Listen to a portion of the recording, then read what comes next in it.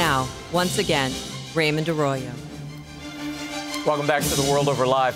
My next guest is a stage and screen acting legend. He's been hailed as one of America's great classical actors, and it's no wonder. He's distinguished himself in roles as diverse as Barabbas in Franco Zeffirelli's Jesus of Nazareth, to Bad Bob in the life and times of Judge Roy Bean, to television's Mike Hammer. He's won a Golden Globe, he's been nominated for an Emmy and a Tony, and he's not finished yet. In his new memoir, All in All, An Actor's Life on and Off the Stage, he reveals the triumphs and rough patches of a remarkable career. He's currently appearing here in Washington as Falstaff in the Shakespeare Theatre Company's productions of Henry IV, Parts 1 and 2. I sat down with him a little earlier in studio to talk about his journey so far and the faith that keeps him in the game. Here's my exclusive interview with Stacy Keach. Stacy Keach has been an incredible career. 5 decades it has spanned. When you look back, did you ever imagine you would be here, by the way, headlining in a major Shakespeare production, not one but 2 shows in repertory? Right, right. Makes me feel very old. Oh, no. No, it's great to be back in Washington. I'm very excited to be back here doing the show and to be on your show. I mean, it's great. This is a delight for me. And the new book, All in All, which is your biography, is simply incredible. Well, I want to talk about your parents. Okay, great. Talk so lovingly about in the top of this book. I didn't realize your father was the creator of so many radio programs that became legendary. The Texas Rangers. The Tales of the Texas Rangers. Tales of the Texas Rangers, and he was an actor, a writer.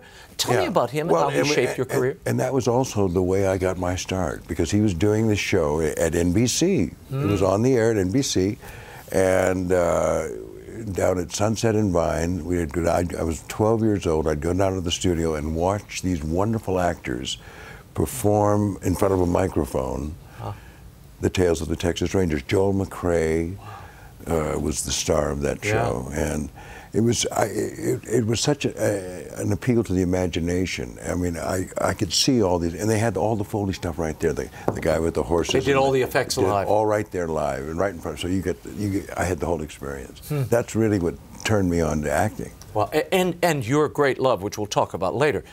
You are known and so distinguished in the industry now as a narrator, as an audio talent, reading audio books, narrating so many television shows, which we'll get to. Is that where the first kernel of that sort of implanted in you? Absolutely. That's where it started. That's where it started. And my dad, you know, both my mom and dad, they went to Northwestern, and they were both in the theater department. And my mom was an actress in those days. She didn't, once she got out of college, she didn't do it anymore, but she was always very supportive of my dad, who was trying to get, you know, he was given a job as an actor-director at the Pasadena Playhouse in the early 40s, just after I was born, in Savannah, Georgia. Wow. Because he was teaching there, and then got called away by Gilmore Brown, I believe his name.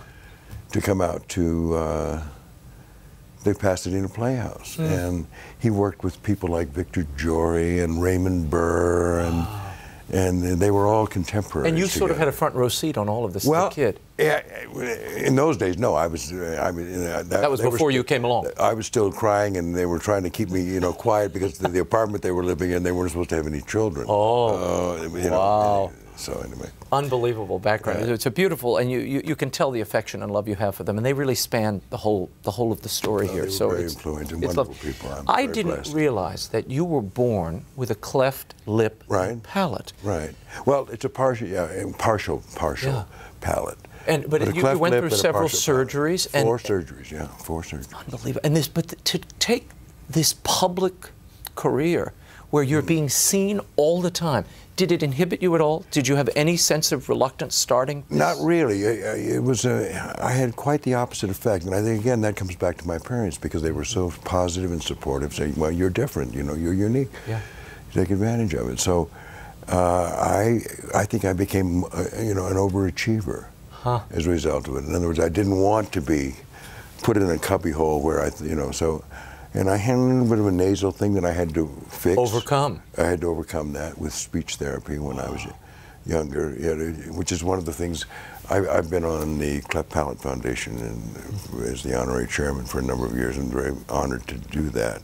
But one of the things we are very actively involved with is trying to get insurance for indigent parents who can't afford not only the surgeries, but also all the follow-up, therapy and recuperation. Yeah, it's important. And the work. speech therapy, because that's a very important part of it. And for me, without that, I wouldn't be able to be here doing what I'm doing right now. It's incredible. No, when I read it, I just had no idea at all. Yeah. But it does show, and you are a living lesson in tenacity, and when you want to do something, nature be damned, you can do it if you really put your mind to it and focus. I think that's true. You know, I think that's certainly true of just about anything, particularly athletics and perhaps learning how to play a musical instrument. You go on to college and you see Olivier's great film of Richard III. Right. And you think what?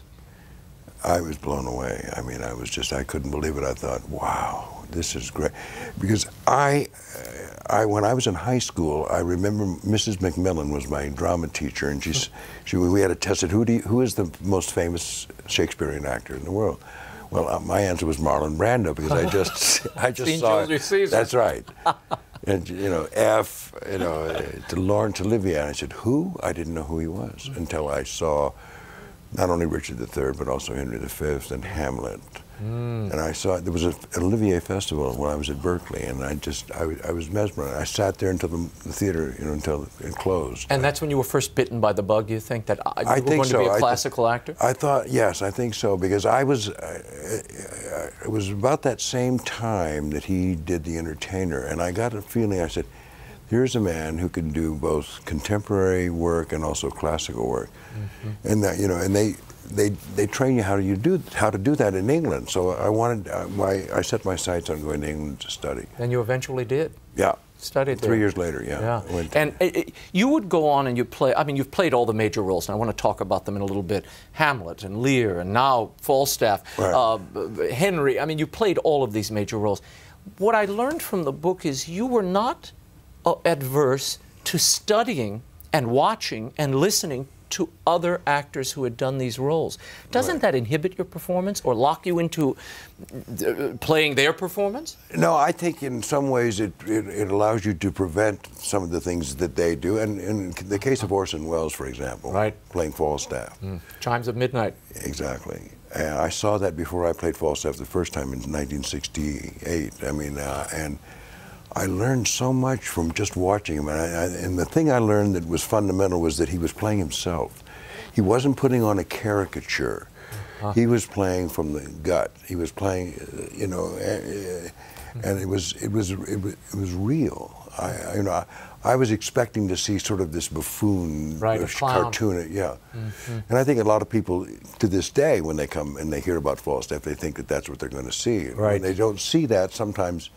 I mean, some critics were very disappointed that they thought I was too understated. No, I would disagree with them violently. I've seen this production now 3 times, as Falstaff in the 2 Henry plays.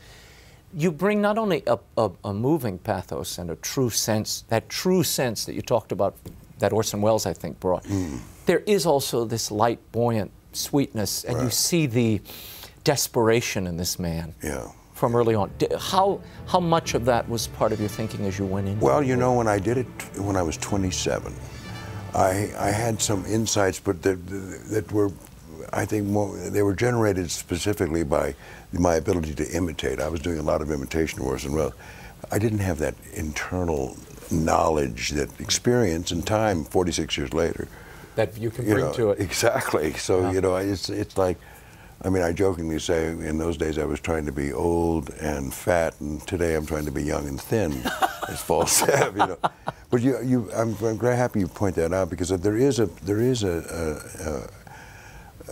desperation inside of him. He's a hedonist. He's an addict, and being an ex-addict myself, I understand that. He's addicted to those pleasurable things in life, not just food and drink, but also the experience of exchanging witticisms with people, the alacrity of thinking in the mind. And I think that's what the great thing, and the thing that continually amazes me about Shakespeare is that he was able to capture all of that in this one. No, it's beautiful. It's like lights going on throughout those two plays. I mean, they're majestic. They're beautifully written and performed brilliantly by this cast that has worked together so often in the past. That's true. You and Ed Jarrow. Yes, Ed who Jarrow. does a wonderful job as the king. Yes, he does. He was your Gloucester when you played King Lear. Yes. Tell me about that production. This is one of the mammoth workouts for any actor. Well, you know, it isn't, but Falstaff is more difficult. Really? Yeah, it really is. Except the intensity of the storm sequence in Lear is physically very demanding. Yeah. But beyond that, Lear gets breaks. He gets breaks. Falstaff, the long scenes, the long speeches that he has in some areas are much more exhausting. Really? The Gad's Hill robbery, running around. Oh yeah, like running that, around and the dropping and the falling and then you're stabbing. I mean, it is a workout. It is a workout. It's an athletic event. Well, you do it well and beautifully. I might add. Thank you. Tell me about Hamlet. How that the Hamlet you did with Joseph Papp at the New York Shakespeare Festival is legendary, with James Earl Jones as Claudius and Colleen Dewhurst as the mother. I mean, it was an incredible. Julie Harris, was Julie Harris in your production? No, she was in the earlier one. She was in the earlier. Okay. Yeah. Raul Julia. Raul Julia. Playing Osric. Charles Durning, the gravedigger. Bernard Hughes was Polonius. Sam Waterston was Laertes. Laertes, yeah. Tom Aldridge was the other gravedigger. I mean, it was an extraordinary. Kitty Wynn, I played Hamlet 3 times. Right. Starting at the Long Wharf, then did it in Central Park, and then we did it out at the Mark Taper Forum. 3 different productions. But Kitty Wynn and Linda Hunt played the player queen in all 3 of those shows. All 3 of them? All 3. Wow. She was the player queen. No, they're incredible. I mean, and the pictures are, I wish I could have seen that when you look at those pictures, just incredible. Hamlet is one of the most difficult and challenging roles, I think, in the Shakespeare canon. I think it, and I always felt like you don't really play Hamlet. Hamlet sort of plays you. And you have to get rid of all these premeditations. If you have any premeditated thinking about it, it's dangerous. Because you find it as you go? Did you find it as you go? The idea is to be in the moment. It's spontaneity. Whatever's happening at that, yes, you do. You find it as you go. Yeah. Let's stop for a moment and talk about what you describe as a real turning point in your life. You are at the apex of your career. You're Mike Hammer on television. Millions of people are watching you. You're abroad doing some pickup scenes. You're shooting a film over there, and they were doing a scene. And at the airport, you're stopped, and they discover cocaine in your possession, something you'd been doing during the Hammer run. Right. What did that moment represent? You say that you say in the book that it saved your life. It did. It absolutely did. I was in total self-denial. I was in a frame of mind where I thought that I can handle this. I mean, you know, I've been reading the cocaine papers by Freud and Conan Doyle. I had all these support mechanisms to justify my addiction. And it wasn't working because I was beginning to really feel not good. I was getting nosebleeds and I was getting sick and I continued to delude myself. That's the nature of that addiction. It's a diabolical drug. Because and then you end up in jail. You go to Reading Jail, which is where Oscar Wilde famously spent a number of years. Tell me about that period. Well, it was the lowest point of my life, without question. But you also say that it allowed you to deepen your faith because of the time. Tell me about that. It absolutely did. Well, I mean, when you're brought to your knees, you know, it's like you're helpless, and I met a priest who was the chaplain at Reading, and befriended him, and he took an interest in me, and I wondered. I've often wondered if that was because of my celebrity status, or it was genuine. Because after I got out, and we actually brought him and his wife to my parents, were so grateful because I would get phone calls and I would be able to communicate through him. Oh. And he would also allow me to get cigarettes smuggled in through the church, as you know. They just destroyed Reading Jail, so I can talk about it. You can talk about it freely now. That, by the way, you also based the warden that you played in Jailbreak, the Fox show. Prison Break. Prison Break, sorry. Yeah. On that warden. He was a wonderful man, and still alive, Warren Hayday, Because he was somebody who believed in compassion and rehabilitation. He didn't believe that, he believed that, people who were in, as I was, because I was a drug user, should be in a medical facility rather than prison. But I had tried to sneak the stuff in, so it was a felony, and that was... Around this time, you've already met the woman you would marry, Malgosia, who you'd go on to have 2 beautiful children with. Yes. And you converted at that point. I did. In there. Yeah. Tell me why. You converted to the Catholic Church. Well, I was raised as an Episcopalian, and during the time, in the Nicene Creed, there's that one phrase, I believe in the Holy Catholic Church. Well, I took that literally. I didn't, I didn't think it was the generic. I took it literally. You took it as, of course, I just follow what they do. I'm just, so I'm just a sort of I'm an almost Catholic. As an Episcopalian, which is true in a sense, because it's the Church of England. Very close, yeah, very close. And you met Saint Pope John Paul the Great through your wife and her Polish connections, I noticed. That's right, exactly. What was that like? We were in the Cannes Film Festival, and she said, maybe we should go to Rome and have our son blessed by the Pope. I said, well, sure. She said, I'm going to call the Vatican. I thought, oh, come on, you're great. But she's Polish, and she went to the same school that Pope John had gone to, the same, they went to the same school. In Krakow? In Warsaw. Warsaw, okay.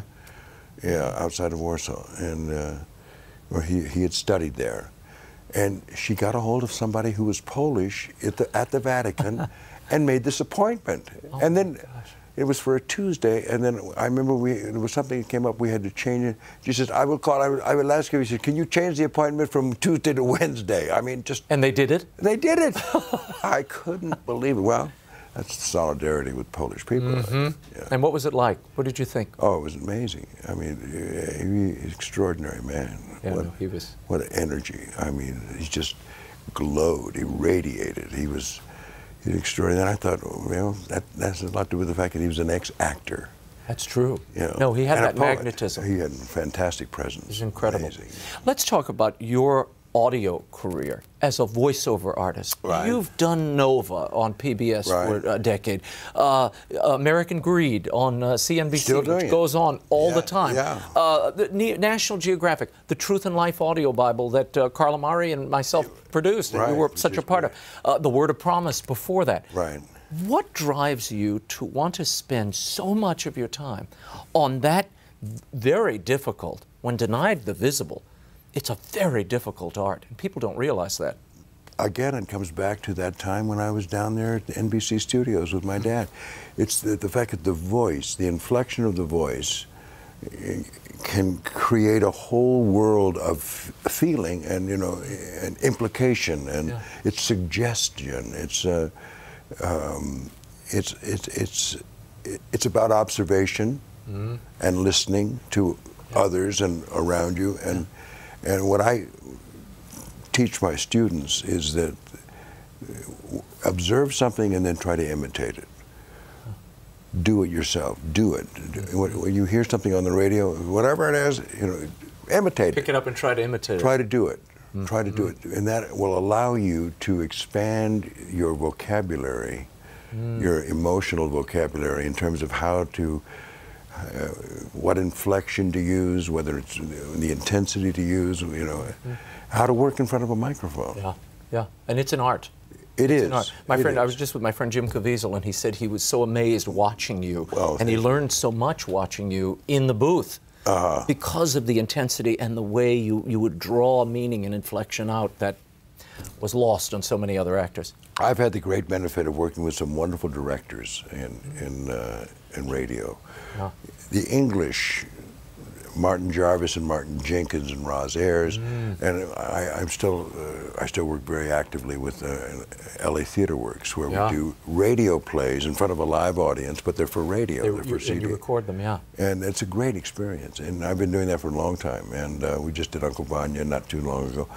And one of the things that they teach or have taught me is that what you're doing is you're making a movie of the mind. And you're doing it with your voice. So it's like you still have all of the same instincts that propel your work and motor your work as an actor.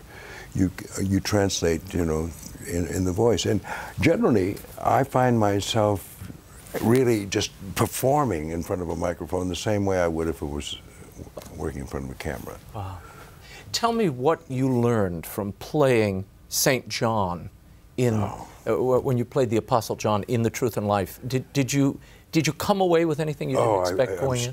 Oh, absolutely. First of all, I mean, I was unaware of the closeness of John to Jesus, in terms of the fact that he was his best friend. Yeah. He was his closest friend. And for that same man to write Revelations. Yeah, that's right. I mean... And it's a very different text.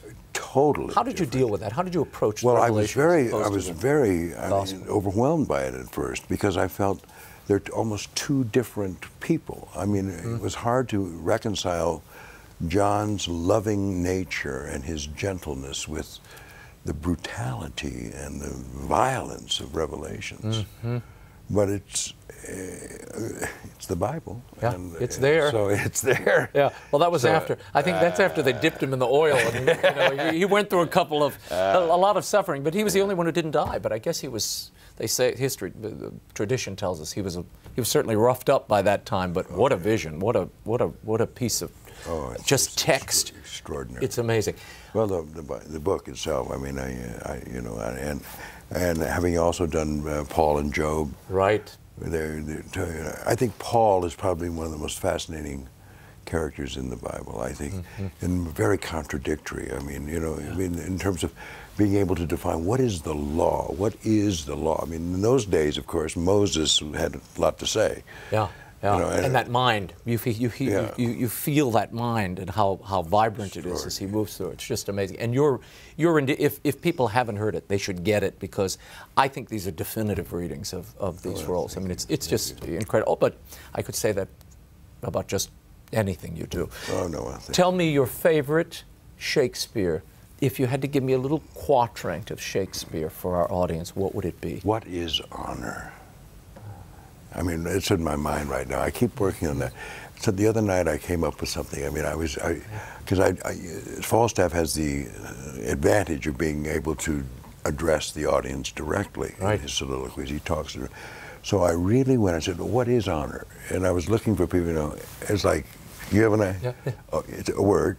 What's in that word? So you're playing off of their with Shakespeare's text, and it worked like gangbusters. I was nervous about it at first. I thought, I don't know if I want to do it like this. This is during the war scene, and he's trying to figure out where does honor lie in all of this. Yeah, it's a great moment. And what a speech! I mean, I'm blown away every time I hear so much of this poetry, not just Falstaff's, but I mean, Hal and Hotspur and the King. I mean, they were just Lady Percy, wonderful characters, and the poetry is just extraordinary. My favorite part is in that. I think it's in part 1, Prince Hal's monologue when he looks at you all and he says I know you all and will a while uphold the unyoked humor of your idleness. Oh, what a great moment! I love that. That bespeaks the genius of Shakespeare, the political turning he makes there. When this loose behavior I throw off and pay the debt I never promised it. Oh yeah, you got it. You know it. Well, one day we'll do it together. Did you ever play it? Long time ago. Good for you. Long time ago. Yeah, well, I had a little more, on the crown than just the gold stuff. But so did we all. Those days have passed. What's next for you? I know you also compose music. Yes. The Mike Hammer radio dramas you've done with Carl Amari, and I've seen your things on iTunes. Oh, good. Yeah, I'm in the midst of doing more of that. Yeah, I love it. I played most of my life, and now I'm doing a lot more movie music, which is what I like to do. I love it. Showbiz kind of stuff. Yeah. Excellent. Well, to see you on stage, to listen to you, and to watch you on film is always such a joy. Stacy Keach, thank you for being here. Thank you so much. Thank you. It's a joy. All in all, an actor's life on and off the stage, Stacy Keach's terrific memoir is available at bookstores everywhere and online.